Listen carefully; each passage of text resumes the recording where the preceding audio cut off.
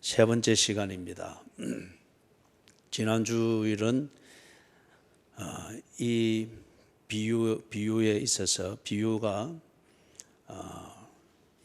한 역사적 사건, 헤롯 아켈라우스라는 이 분봉왕이 일으켰던 그 사건에 비추어서 예수님께서 왕권과 그 왕권을 거부하는 사람들, 그들이 어떤 결과를 갖게 되는가, 다시 말해서 왕권은 무엇이며 그 왕권을 거부하는 백성들의 상태는, 운명은 어떻게 되는 것인가 하는 이것에 대하여서 강의를 했습니다.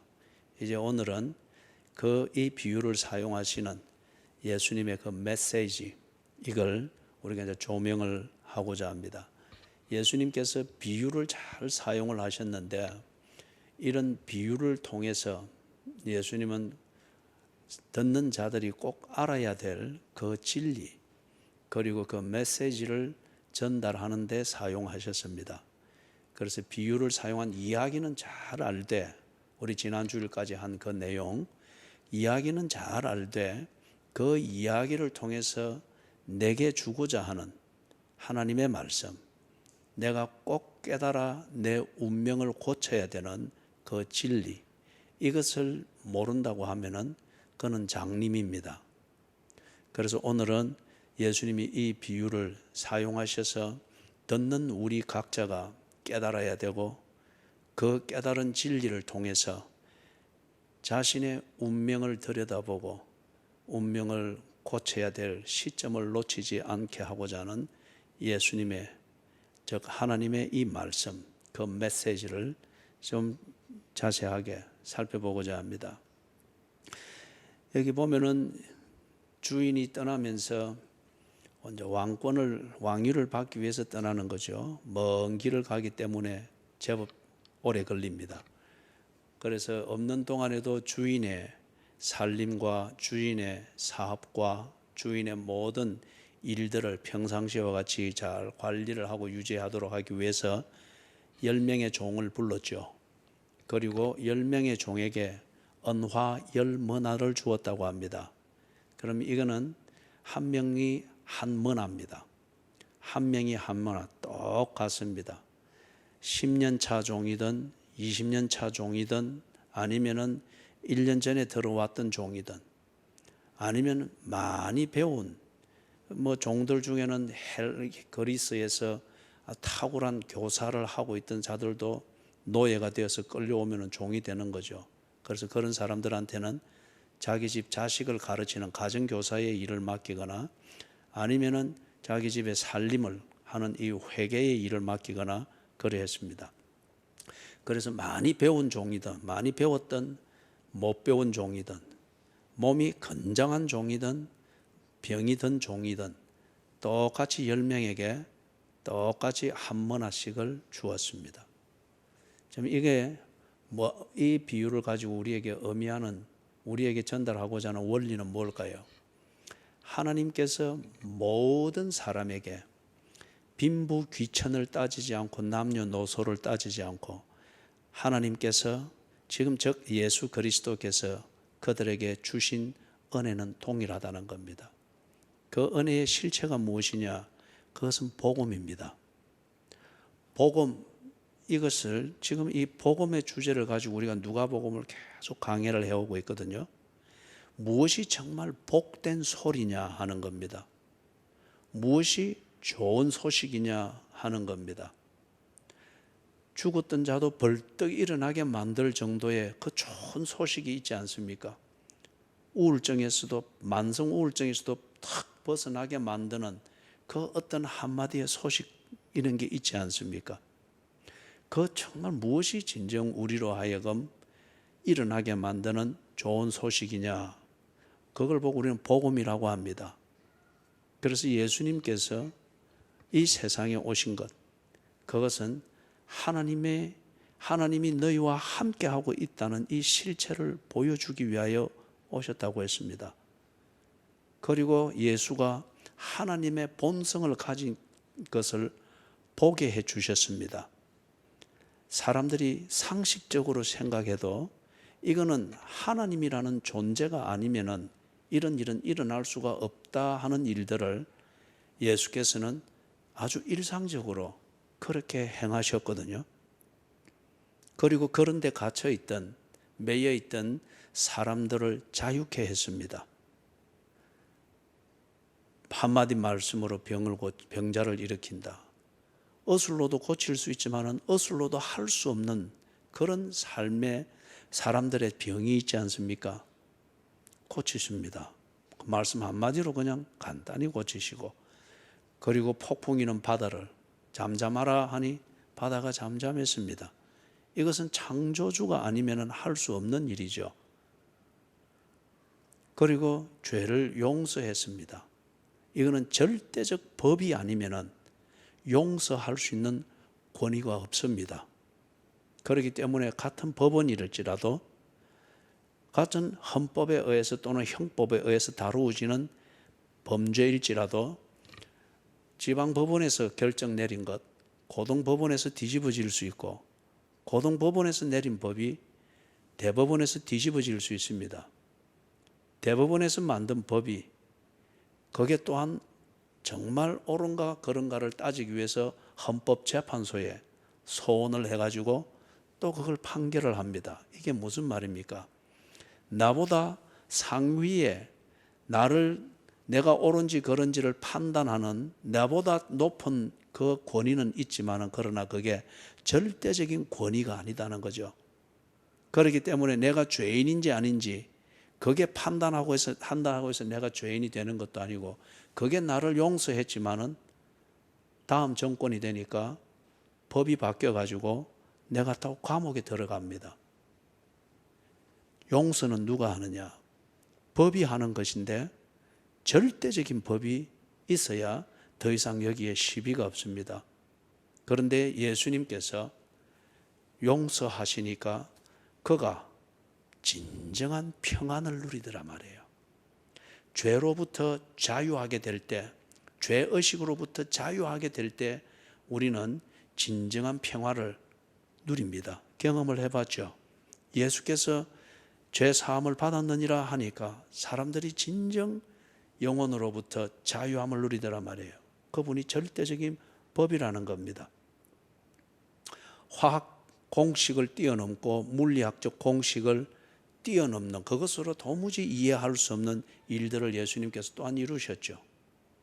물로 포도주를 만드는 것, H2O라고 하는 이 물의 속성을 포도주라고 하는 전혀 다른 속성, 화학적 속성으로 그냥 예수님이 편안하게 일상의 삶을 하듯이 그렇게 하시는 거예요.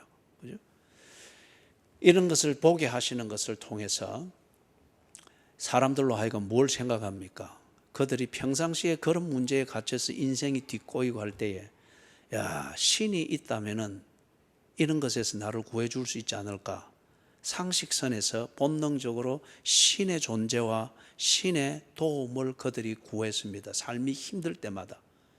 그런데 예수께서 신이 있다면은 그 신은 이렇게 할 것이다 했던 그 일을 예수님이 그냥 평상시 일상생활 정리하듯이 턱턱턱 하고 계신단 말이에요.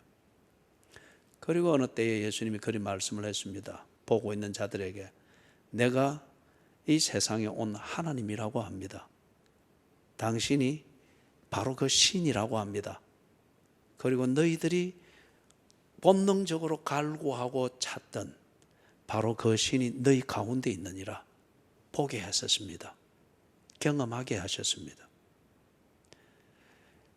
보게 해주고 하나님의 존재가 어떤 분이며 하나님의 어디에 계시는지를 보게 해주고 경험하게 하고 알게 해주는 것, 그게 복음입니다. 그렇지 않습니까, 여러분? 하나님을 보았다. 하나님이 지금 우리 집에 있다. 하나님이 지금 내 밥상에서 겸상을 하고 있다. 하나님께서 지금 뒤엉킨 내 인생 가운데 오셔서 이걸 풀고 계신다. 이것보다 더 위대한 소식이 어디 있겠습니까? 그죠? 보게 해주셨습니다. 그리고 사람들에게 하나님을 기다리고 찾고 소원했던 이게 하나님의 약속이고 하나님이 너희 가운데 있으면 이런 일을 이루실 것이다 했던 그 하나님의 약속, 이 약속을 사람들이 볼 수 있도록 온 예수께서 그 하나님의 약속을 이루어 가고 계신다. 약속을 성취하고 계신다. 이걸 또한 보게 했습니다. 그들의 눈높이에서 검증하게 했습니다. 하나님은 약속을 지키시는 신실하신 분이시구나. 그 약속이 지금 우리 가운데서 이루어지고 있구나. 이걸 보게 했습니다. 검증하게 했습니다. 이게 복음입니다. 그래서 예수님께서 오셔서 3년 동안 사람들이 볼 수 있는 눈높이에서 하나님의 존재와 하나님의 함께하심과 하나님은 사람을 위해서 무슨 일을 하시는가를 3년 동안 보게 했고 그들 눈높이에서 검증하고 확인하고 따져보게 하고 Q&A, 질문과 대답을 하는 이 대화를 통해서 검증하겠습니다. 복음입니다. 예수께서 이 복음을 모든 사람에게 더하지도 않고 덜하지도 않고 모든 사람에게 동일하게 주셨다는 겁니다. 그게 지금 10명의 종을 불러서 그들의 교육 배경이든지 학벌이든지 건강 상태든지 재주가 얼마나 되는지 이런 것 저런 것 따지지 않고 동일하게 한 문화씩 주었다. 이거는 모든 사람이 이 복음을 듣고 있습니다. 복음에 가감이 없습니다. 못 배운 자라고 해서 복음이 이만큼은 빠지고 많이 가진 자라고 해서 복음이 이렇게 그러게 아니고 복음은 똑같습니다. 그리고 그들에게 똑같이 돕게 합니다. 그런데 보니까 종들을 불러서 결산을 하는데 한 종은 10머나를 남겼답니다. 한 머나를 받아서 그걸 가지고 10머나를 남겼습니다. 또 한 종은 5머나를 남겼습니다. 또 한 종은 1머나를 남겼습니다. 그리고 또 세 번째 부류의 사람은 뭐죠? 왕권을 거부합니다. 왕권을 절대 거부하는 이 사람들이 있습니다. 자, 이것은 뭡니까? 동일하게 똑같이 1머나를 받았습니다. 같은 종 아래에서 동일하게 1머나를 받았습니다. 그런데 결과가 다 다릅니다. 이거는 뭘 말하느냐? 이 복음을 믿고 그 다음에 그 믿음을 가지고 믿음은 뭐로 뭐로 증명이 되는 거요? 내 재능을 가지고서 만들어낸 결과로 증명이 됩니다. 내가 이 복음을 믿고 믿음은 곧 우리의 행동이지 않습니까? 믿음이 있다고 하는 것의 진실은 그 행동으로 증명이 됩니다. 행동의 내용으로. 부인이 남편을 믿는다, 사랑해, 이런 거는 이벤트 만드는 소재, 감성적 소재가 아니죠.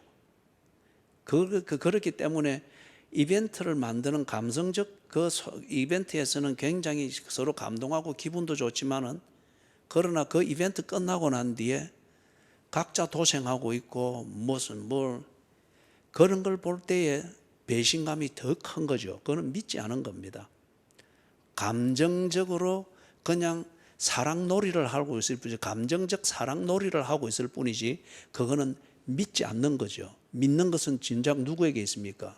다른 남자에게 믿음이 가했기 때문에 감정팔이는 이 남편이라고 하는 사람하고 하지만은 실제 남녀 간의 생활은 숨겨놓은 여전히 그 남자와 하고 있는 거예요. 이 남자를 믿는 거지 남편을 믿고 있는 게 아니죠. 믿음은 그렇게 사는 겁니다. 그래서 예수께서 복음을 주셨다. 이 복음을 어떤 사람은 믿습니다. 믿기 때문에 이제는 하나님을 존중하며 하나님을 두려워하며 하나님이 하신 약속 이걸 중심으로 하여서 삶을 정리하고 일상을 삽니다. 그러나 어떤 사람은 똑같은 복음을 들었으나 이 복음을 비웃습니다. 무시합니다. 그런 게 어디 있어? 그죠? 그렇게 해서 실제로 그걸 믿지 않습니다. 그런데 여기 보니 한 머나를 가져왔던 사람처럼 믿는 척합니다. 조금 전에 거기 바람난 그 아내의 경우를 이야기했던 것처럼 뭐 바람나는 게 아내만 그렇게 했습니까? 남자가 더 할 수가 있겠죠. 그냥 예를 드는 겁니다.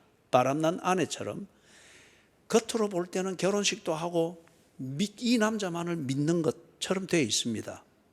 그러나 실제는 보니까 이 남편을 믿지 않고 있습니다.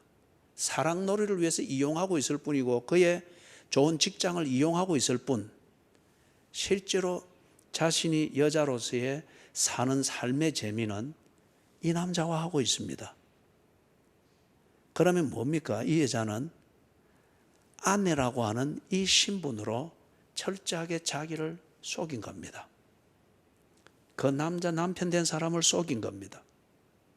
그 속임을 통해서 자기는 이 남자와 실제로 인생을 만들어가고 삶의 재미를 찾는 자본을 구하고 어떤 그것밖에는 안 되는 거예요. 한 문화를 가지고 온 이 종은 복음을 들었습니다. 그러나 이 복음을 믿지는 않았습니다. 믿는 척 했을 뿐입니다. 예수의 복음을 듣고 그리고 그 복음이 있는 곳에 주변에 얼쩡거리면서 한 다리를 걸치고 그리고 지가 살고자 하는 그 방식, 지 욕구대로 살고자 하는데 필요한 것을 자원을 얻는 그러한 도구로 썼을 뿐입니다. 속이는 자였죠. 거짓된 자였죠. 그리고 이 거부하는 자, 이 주인이 왕이 되는 것을 거부하는 자들, 그들은 애초에 이 주인의 존재, 다시 말해서 예수의 존재, 하나님의 존재, 그리고 이 복음을 증거하고 하나님과의 교제를 가르치는 교회의 존재와 신앙생활의 존재, 이것 자체에 대해서 그는 완전히 거부했습니다. 그런 게 어디 있어? 그래서 어제도 어느 한 분 전도한답시고 제가 이래 가서 좀 공을 들인 뒤에 그 한 주 만에 찾아가서 이래서 이제 교회를 한번 나와 보시죠. 교회에서 좀 하루를 쉬시고 그래 보면 어떻겠습니까? 아주 마일드하게 접근을 한 거죠. 그래 하니까 이분의 말은 아주 사람이 쿨해요. 그리고 교양도 있고 그러면서 웃으면서 그렇게 대답을 하더라고요. 교회 가는 것도 일입니다. 절에 가는 것도 일입니다. 그래서 자기는 자기 방식대로 쉰다는 거예요. 그래서 이게 뭡니까? 교양 있게 그 차원에서 보면은 참 대화가 되는 매너를 가지고서 하는데 중심은 뭡니까? 왕권을 거부하는 겁니다. 하나님의 존재, 하나님의 임재, 그리고 뭐 구원을 받는다, 죄 용서를 받는 그런 게 어디 있어? 그런 거 다 귀찮은 겁니다.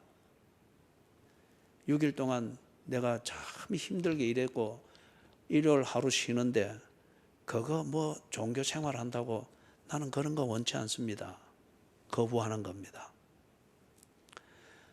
똑같은 복음이 전거되어졌습니다.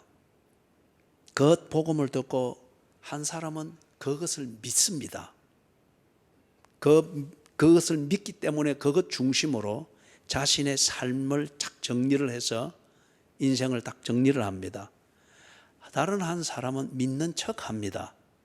그러나 믿는 척 하는 그걸 통해서 자기가 하고 싶은 욕구대로 살고자 하는데 필요한 것을 얻는 도구와 수단으로 사용하고 있습니다. 다른 한 부류의 사람은 아예 그것을 무시하고 거부합니다. 그런 게 어디 있어? 네가 내 위에 왕이 되는 것 같으면 내가 손에 장을 찢은다. 어떤 이런 경우예요. 자, 그러면 이제 여기서 볼 때에 복음을 받았습니다. 한 문화로 이렇게 비유되어진 이 복음을 받았는데 한 사람은 이 복음을 그대로 믿고 이 복음대로 믿는 믿음대로 살아서 10문화를 남겼다고 합니다. 한 종은 똑같이 믿었는데 5문화를 남겼다고 합니다. 결과에 차이가 있죠. 여러분, 이것은 뭘 말하는가 하면은 믿음은 똑같습니다. 믿음은 똑같습니다.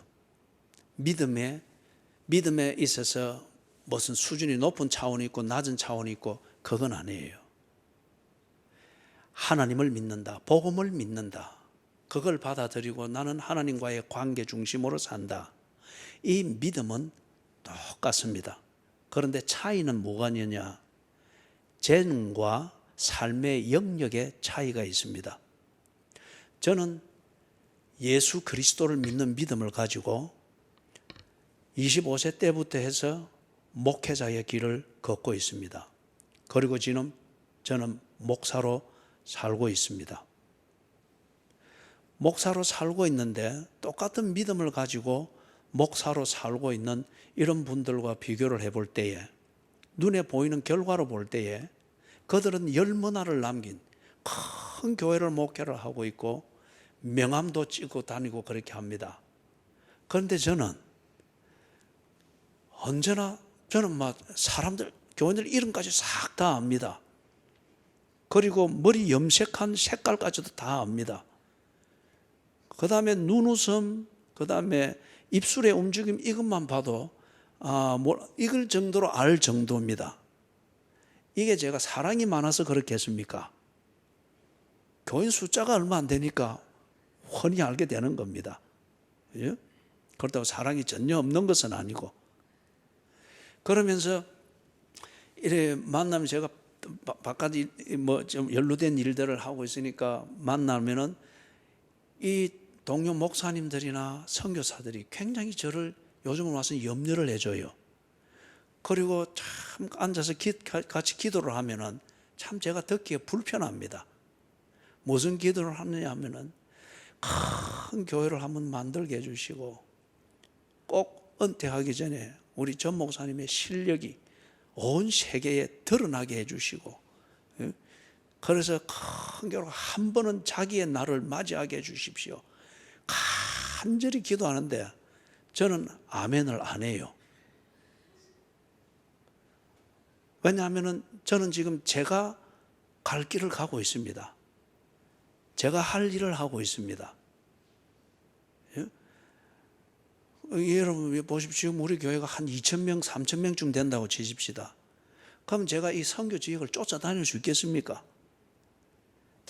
자다가도 전화 받아야 되고 자다가도 신방 가야 되고 목양하는데 집중을 해야죠. 그리 되면은 무슨 말을 하고자 하느냐 하면은, 여러분, 제가 예수 그리스도를 통한 하나님의 복음을 저는 20세 때에, 20살 때에 정말 내 영혼으로 깨닫고 인정할 수밖에 없는 그 분명한 확신이 있어서 받아들였습니다.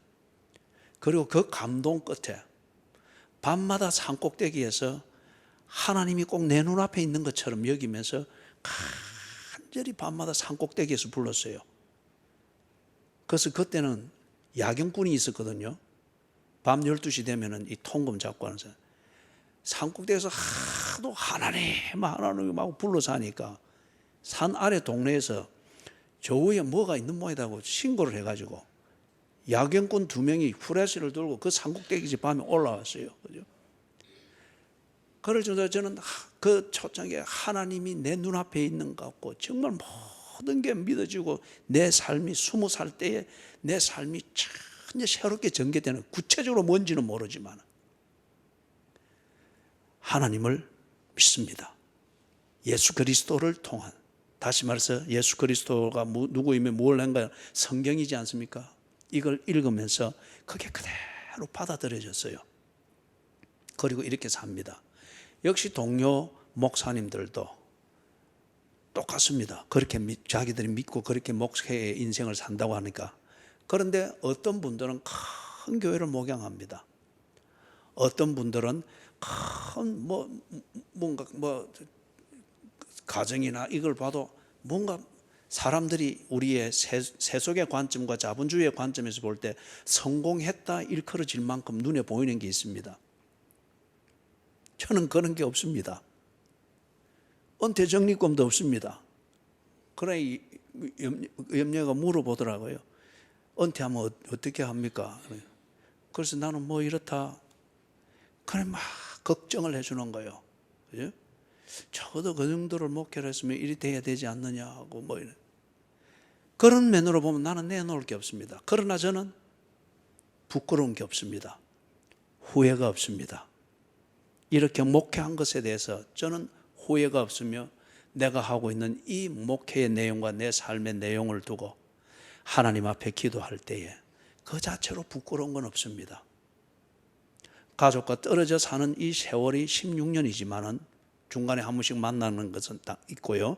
떨어져서 사는 이게 기본이지만은 그게 인간적으로는 외로움과 또는 여러 가지의 어떤 생각을 하게 만드나, 그러나 이 자체를 두고 저는 부끄러움이 없습니다. 누군가는 그 삶을 위하여서 때로는 특별히 그런 것을 감수해야 된다라고 저는 그게 받아들여지기 때문에, 그게 저의 경우라고 저는 믿어지기 때문에 여러분은 할 수 있는 대로 부부가 함께 지내고 가족이 함께 지내는 삶을 사세요. 그러나 하나님께서 특별히 부르시는 그 일이 있을 수 있습니다. 그럴 때에 그 특별한 경우를 받아들일 수 있는 것은 믿음입니다. 여러분, 믿음은 똑같습니다. 그러나 그 믿음을 가지고 주인이 내게 시킨 심부름을 하는 심부름의 내용, 그 심부름을 감당하는 지역이나 영역은 각각 다 다릅니다. 어떤 사람은 그 심부름을 100억을 다루는 그 일을 하도록 심부름을 보냈었겠고, 어떤 사람은 그 왕이 가서 초가집을 찾아다니면서 거기에서 왕의 소리를 듣지 못해서 일어나지 못하고 있는 가난한 자들과 함께 세월을 보내야 되는 심부름을 받은 자가 있을 수 있습니다. 어떤 사람은 병든 자를 이해하기 위하여서 육체의 가시로 일컬어지는 병을 안고서 평생을 그렇게 사는 심부름을 해야 될 수가 있습니다. 어떤 사람은 80이 돼도 40대처럼 그렇게 펄펄 날면서 늘 골프 치고 그리고 상류층 사회와 함께 그렇게 지내야 되는 그런 충실한 종도 있을 수 있습니다. 그럴 때에 어떤 사람은 믿음을 가지고 복음을 믿는 믿음대로 사는 결과 큰 재물을 이루면서 많은 사람들과 함께 재물로서 영향력을 미치는 삶이 있습니다. 이런 것은 세상 사람들이 봐도 폼나죠. 그런데 어떤 사람은 그렇게 사는데 나중에 흔적도 없이 사라질 수가 있습니다. 이거는 세상이 볼 때에 참 폼이 나지 않죠. 그런데 복음을 믿는다면은 이 복음을 주신 나의 왕, 나의 하나님이 이 세상에 사는 동안 내게는 이 심부름을 시켰구나, 내게는 이런 재능을 주셨고 이 재능으로 내게는 이 영역에서 이렇게 살도록 하셨구나, 받아들입니다. 그게 달란트의 문제죠. 믿음은 똑같습니다. 그러나 그 믿음을 가지고 사는 재주와 영역은 각각 다 다릅니다. 그렇기 때문에 같이 예수를 믿는 사람일지라도 어떤 사람은 가난합니다. 어떤 사람은 상대적으로 재산이 많아 부유합니다. 어떤 사람은 병을 안고 삽니다. 어떤 사람은 건강이 넘쳐납니다. 어떤 사람은 자식을 잘 키워서 집이 반듯하게 보입니다. 어떤 사람은 참 가정이 세상의 눈으로 볼 때도 저 예수 믿어서 저 뭐 저렇나 할 정도로 풍파가 있을 수 있습니다. 믿음은 동일합니다. 그러나 그 믿음으로 각 종이 하는 심부름의 내용과 심부름을 감당하는 영역과 분야는 다 다를 수 있습니다. 그렇기 때문에 여러분, 10문화를 남긴 종, 5문화를 남긴 종, 이들에게 주인이 하는 칭찬은 똑같습니다. 착하고 충성된 종이다. 작은 일에 충성하였다. 인정을 하고 있는 겁니다. 지금 이 하나님께서 마지막 정리를 할 때에 재주 가지고 따지지 않는다는 거예요.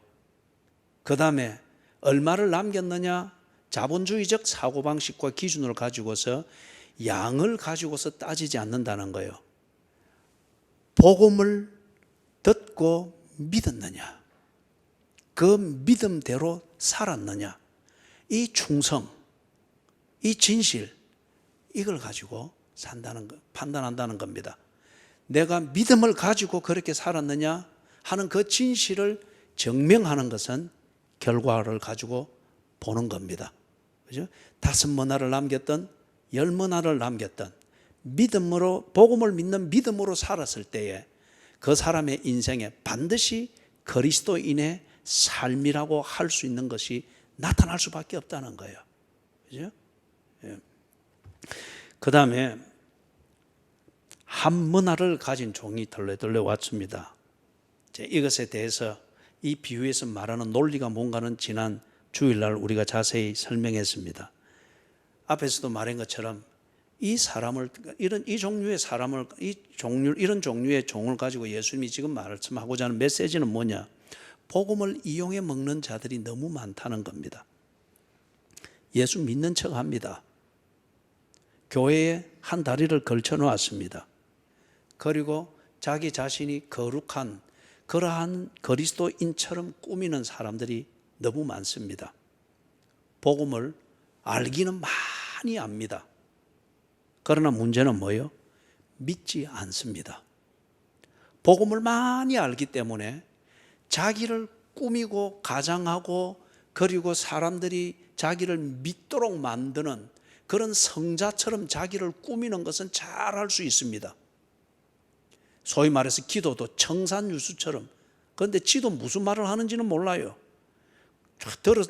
들어서 많이 알고 있는 큰 말들 막 이리 해서 하는데 지도 무슨 말인지 모릅니다. 그런데 그 기도를 듣는 자들은 저 사람은 거룩한 사람이다라고 믿도록 만들죠. 옛날 바리새인들이 그렇게 했던 것처럼. 그런데 그렇기 때문에 이 사람이 복음을 받은 그대로 복음을 자기가 알고 있으니까 그대로 돌려주는 거예요. 복음대로 살았던, 즉 그것을 믿고 살았던 믿음의 삶의 내용은 아무것도 없습니다. 살은 척 할 뿐인 거예요. 그냥 교회만 왔다 갔다 했던 것 뿐이에요. 성질 내면서 교회 오든지 짜증 내면서 교회 오든지 어떤 때는 좀 기분이 좋게 오든지 간에, 그러나 자신의 삶의 영역에서 복음의 열매를 맺은 게 아무것도 없습니다.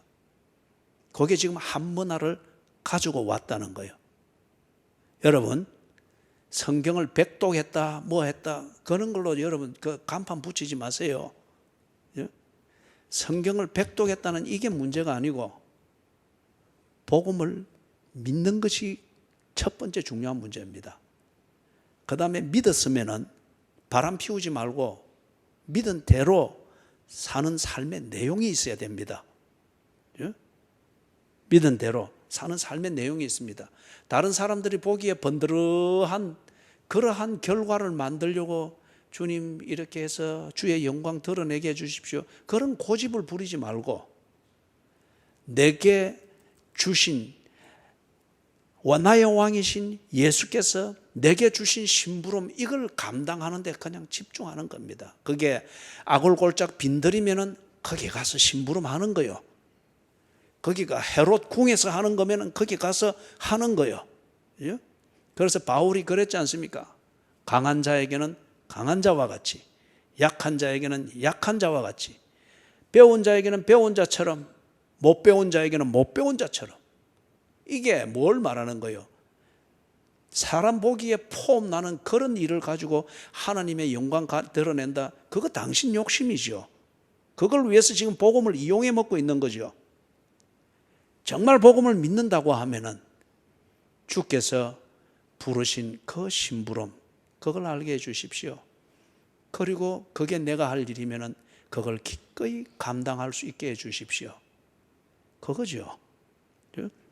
그렇기 때문에 한 문화를 가지고 온 이 종은 어떤 종류의 사람을 지금 비유하느냐? 교인이지만은 그리스도인이 아닌 속이는 자입니다. 거짓말쟁이입니다. 여러분 그렇지 않습니까? 이 비유에서도 볼 때 이 한 문화를 받은 종이 한 문화를 딱 가지고 와가지고 주인이 왜 이 한 문화만 있느냐 물으니까 뭐라 했습니까? 자기가 주인을 판단하고 있잖아요. 주인은 엄한 사람이라서 심지 않은 데서 거두고 두지 않은 것에서 찾지 않습니까? 이 말은 무슨 말이에요? 주인, 당신은 도둑놈이지 않습니까? 주인, 당신은 거짓말장이지 않습니까? 당신 것도 아니면서 당신은 원하면 다 걷어가지 않습니까? 지를 합리화하기 위하여서 지가 알고 있는 복음 요걸 가지고서 지가 거짓말장이인 것을 안 들키고 합리화하기 위해서 주인을 거짓말장이로 만들어버리고 주인을 도둑놈으로 만들어버린 거예요. 이런 교인들 많이 보죠. 지가 곤란한 지경에 처하면은 하나님을 이상한 하나님으로 만들어버리고 복음을 아주 비인간적인 어떤 종교로 만들어버리고 그렇게 하잖아요. 그죠? 예수를 믿는다, 복음을 믿는다. 그런데 그 사람이 어떤 경우를 당하더라도 복음을 주신 예수 그리스도를 거짓말장이다, 도둑놈이다, 이런 게 어디 있어? 그리 할 수가 있겠습니까? 그게 무슨 말이에요? 그리 할 수 있다고 하는 것은 그는 교인일 뿐 그리스도인이 아니라는 겁니다. 그는 하나님이라는 이 존재를 이용할 가치가 있어서 건드려 볼 뿐 하나님을 믿는 자가 아니라는 거예요. 그는 하나님 앞에 거짓말장입니다. 그는 하나님 앞에 도둑놈입니다. 자신의 종교심을 팔아서 하나님의 것을 훔쳐보려고 하는 도둑놈에 지나지 않는 거예요. 그게 지금 한문화를 가져와서 지금 이렇게 하고 있는 자예요.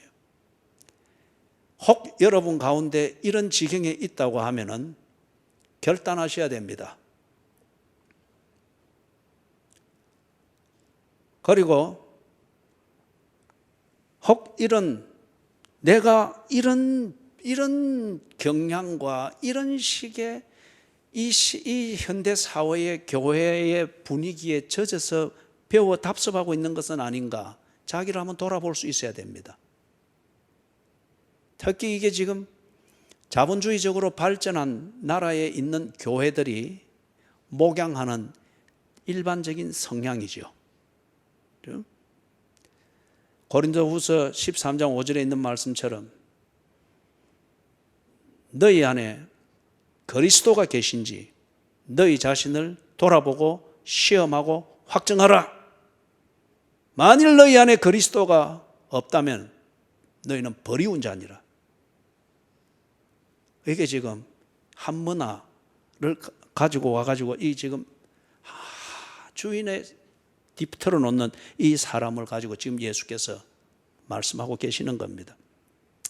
이 거부하는 자들, 주인의 왕권을 가지고 왔는데 우리는 저 사람을 주인으로 못 받아들입니다. 적극 거부하는 이 사람들, 이들은 즉 예수 그리스도를 지금 박해하고 비아냥거리고 어떻게 저건 광신도다, 거짓말장이다 막 하면서 예수의 존재 자체를 없애려고 하는 바로 그 무리들이죠.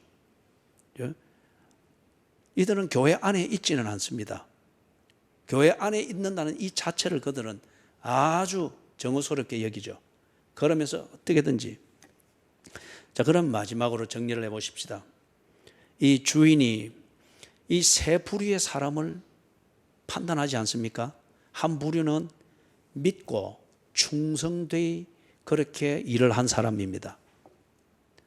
또 한 부류는 한 문화를 그대로 지키고 있었던 사람처럼 거짓말장입니다. 속이는 자입니다. 종교꾼일 뿐입니다. 그 다음 한 부류는 적극적으로 하나님을 거부하는 자입니다. 이 세 부류에 대해서 예수님께서 탁 다 드러내시는 겁니다. 하나님의 심판이 그런 것입니다. 종교는 심판을 못합니다. 종교는 아예 종교를 필요로 하는 사람이 만든 것이기 때문에 종교는 그 사람이 불입니다. 그러나 하나님의 복음을 믿고 이 복음을 준 하나님은 종교가 아닙니다. 그렇기 때문에 하나님은 심판하십니다. 당신이 준 것에 대해서 어떻게 했는가를 결산하십니다. 이게 심판입니다. 세 부류의 사람이 사람으로 드러나게 되죠. 보니까 있는 자는 받겠고 5 머나를 남기고 10 머나를 남겼던 사람, 이건 재주의 문제가 아니고 그들이 복음을 그대로 믿었다는 겁니다. 복음을 들으면서 그들은 하나님을 믿었다는 겁니다. 믿고 그 믿음대로 하나님과 더불어 사는 삶에 충성하였다는 거예요. 이게 지금 10문화와 5문화를 남긴 자들인데, 이들을 보고 있는 자는 받겠고, 다시 말해서 믿음이 있는 자, 그 믿음을 가지고 하나님과 교제하는 삶이 있는 자, 그들은 그 하나님, 그 교제를 통해서 하나님의 은혜, 하나님의 사랑, 하나님과의 관계 안에 있는 하나님의 자녀된 권세, 이것을 가면 갈수록 더욱더 누리게 된다는 겁니다. 그죠? 보세요. 하나님이 신뢰했다. 하나님께 나의 믿음과 충성이, 진실이 검증이 되었다. 그 하나님께서 그 사람에게 더 필요한 일을 맡기겠어요? 안 맡기겠어요? 그리고 그 사람에게 하나님께서 더 많은 것을 보여주겠어요? 안 보여주겠어요? 그리고 하나님이 그 사람을 자랑으로 삼겠습니까? 안 삼겠습니까? 이게 있는 자는 더 받는다는 겁니다.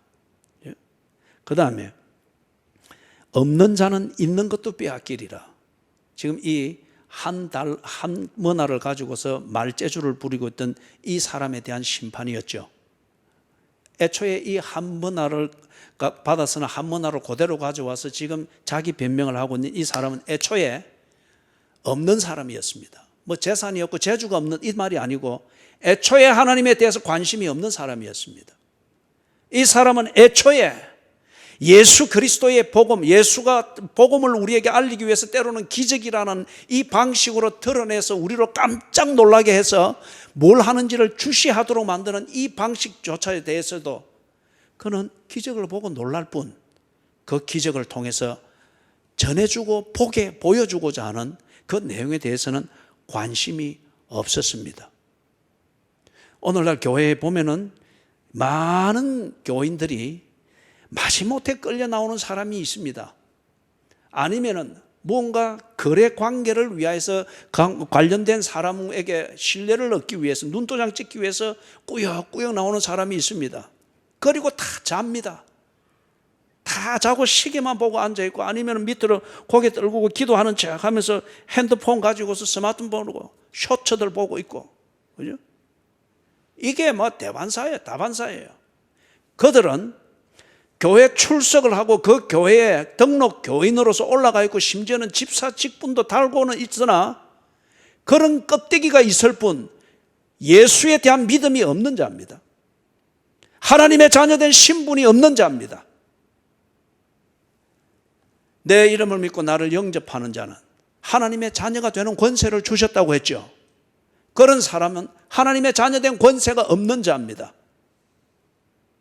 교회를 다닌다는 껍데기만 있을 뿐이지 그 속에는 믿음, 하나님의 자녀된 권세, 이런 게 아무것도 없는 사람입니다. 없는 그가 아무것도 없는 그가 하나님과 어떻게 교제가 되겠습니까?